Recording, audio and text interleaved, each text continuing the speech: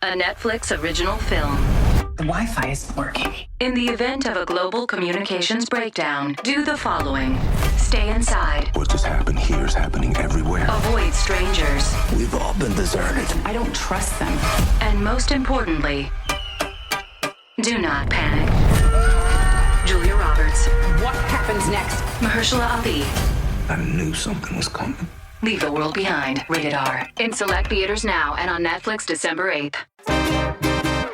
Today on CityCast Philly, across the street from the Ikea in South Philly is a giant rusty ship docked in the Delaware River. It's called the SS United States. It was once a luxurious ocean liner crossing the Atlantic Ocean.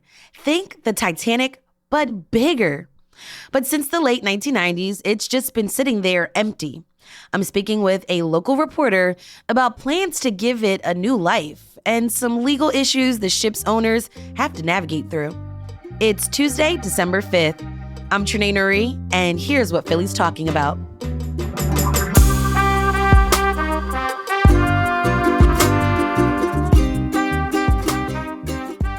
Jimena Condi, breaking news and general assignment reporter for the Philadelphia Inquirer.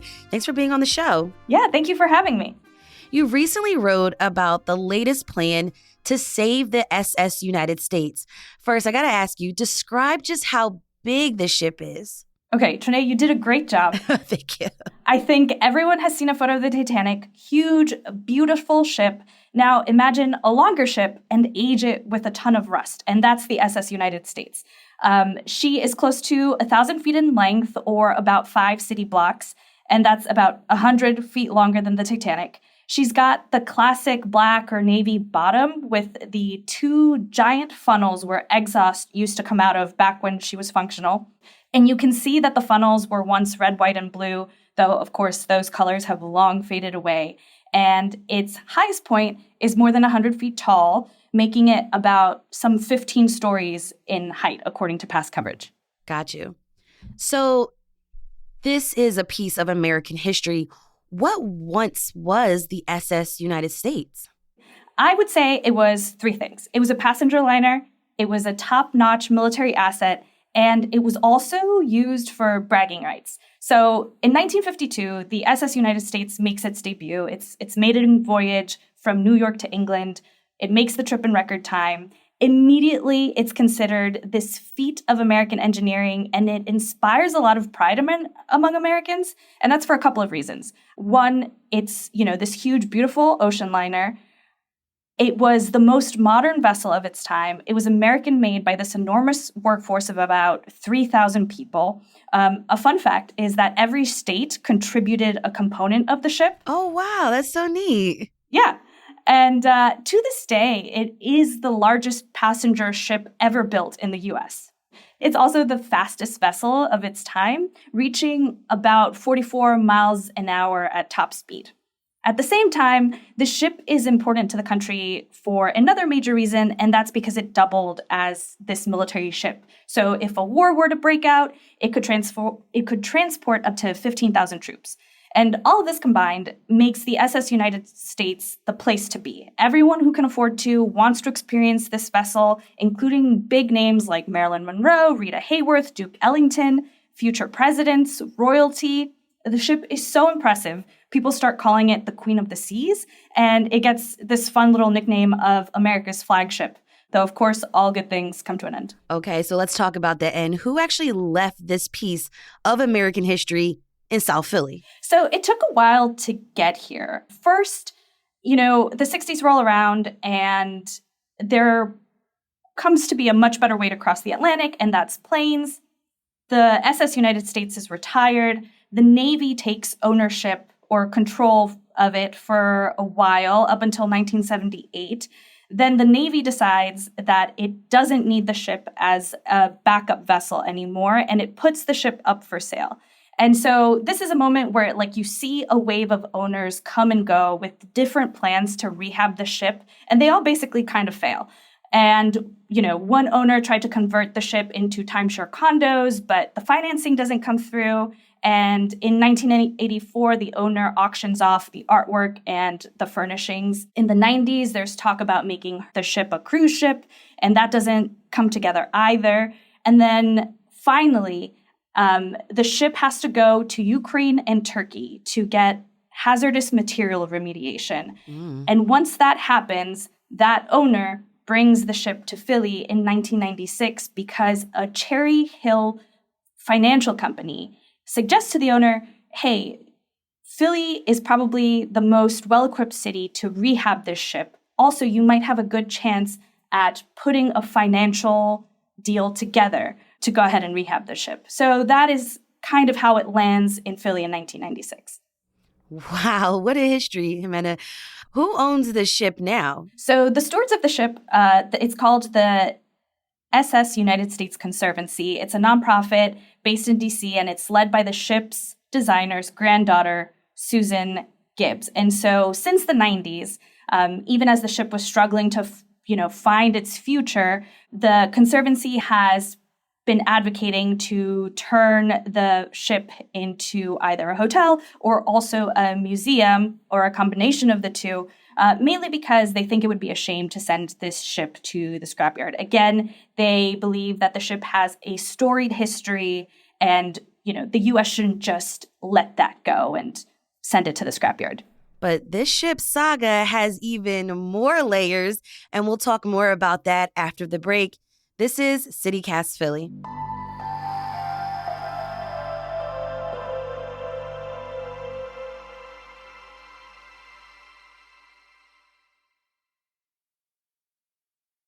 Okay, so they are thinking of ways to preserve this ship. Jimena, now, there are also other plans for what this ship could become again. What are those? What are some of the ideas rolling around? So the plan is to turn this rusting 990-foot giant ship into a little bit of everything and make it a destination for both tourists and locals. And in these new plans that were released just last month, the designers included a 1,000-key hotel that has rooms at various price points. And there are also design plans to include a 500-seat ballroom that's supposed to have these beautiful 20-foot floor-to-ceiling glass views of the city. There's space for cocktail rooms, a speakeasy, a brewery, restaurants. There's also room for a pool with a retractable roof. There are plans to restore areas such as the bridge and the engine room so that people can wander in if they're walking around, take a peek, learn something, and then head back to the speakeasy or the pool, wherever they are. And finally, the designers and Conservancy didn't want the boat to sort of be on its own. So there's a whole other portion of the plan dedicated to creating a public green space on the pier the ship is docked at. Jimena, the SS United States is also going through some legal troubles. You wrote that it might get evicted from Pier 82 where it's docked. What's going on there? So the rent is too damn high, basically. Penn Warehousing and Distribution is Pier 82's landlord. And the company says the SS United States Conservancy hasn't paid its rent since late 2021. And they Yeah. And I will say they haven't paid their rent in full. So they're still paying their old rent, but they haven't been paying the rent increase since late 2021. The rent was $850. $850 a day? Yes. And oh my God. And after August 2021, that is too damn high. And after August 2021, that rent doubled. And the Conservancy says that it just hasn't been able to fundraise the way that it used to, and also that their lease doesn't allow for such a rent increase. So fast forward to March of last year, the landlord basically says they've had enough. They terminate the berthing agreement with the Conservancy, which is basically their lease. They say that they're owed more than $160,000 in back rent at the time, and they want the ship gone and also their back rent. So where we are now is basically there is a bench trial scheduled for January, and that makes the timing of these redevelopment plans pretty good, because now the Conservancy is making its appeal to multiple cities such as Miami, New York, and of course Philly to step in and become the ship's new home. They even have this social media campaign where supporters can email, Florida Governor Ron DeSantis, New York Governor Kathy Hochul, and Pennsylvania Governor Josh Shapiro for support. I would hate to see this piece of history go. And it sounds like the plans of what it could be sounded pretty cool.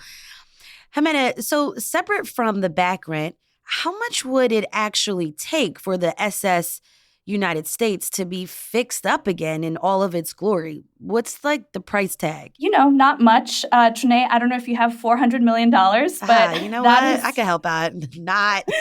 And mind you, that $400 million estimate does not even include the cost of what it would take to incorporate that public green space we were talking about. And it's a significant chunk of change, obviously, and you can see why it's been so hard to get people on board. And that's not even including the cost of just keeping the ship docked, because there needs to be ship insurance. You have the daily dockage fees.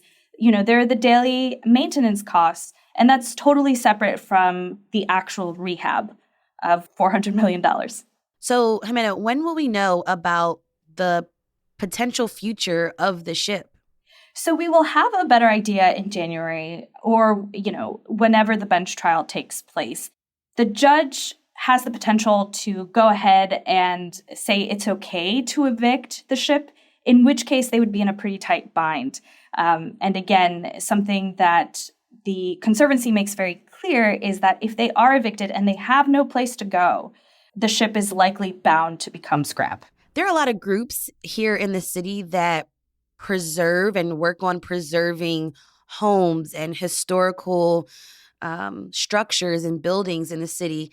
Could something like that work in this particular situation? Could this ship be saved through like a historical registration? Maybe. I mean, it's weird. You look at, when I was looking at the stories from like 1996, they really are in this holding pattern, because it's not that people had a lack of ideas. It's more so they have never been able to put the financing together.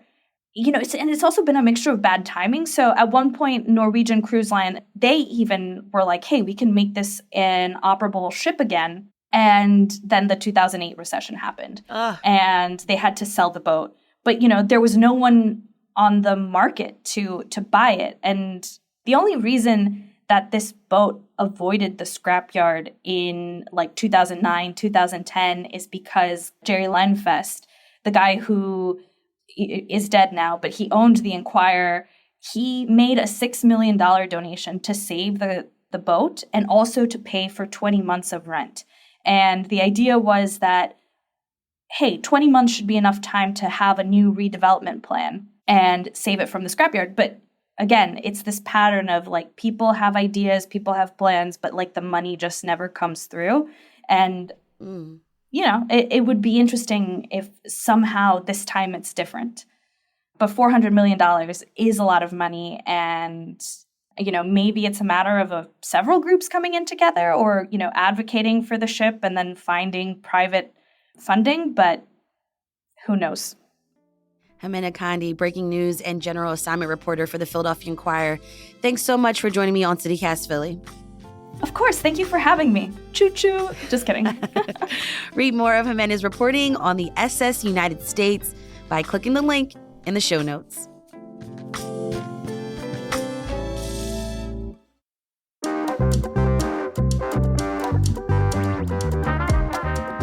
That's all for today here on CityCast Philly. If you enjoyed this episode about the SS United States ocean liner, tell a friend, rate the show, leave us a review, and hit that subscribe button. Be sure to sign up for our morning newsletter, Hey Philly, to learn more about what else Philly's talking about.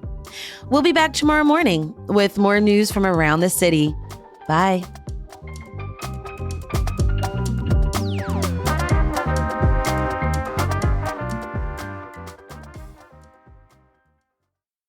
Sorry, I also shouldn't have choo-chooed. I got excited. It's okay. Damn it, that like who's got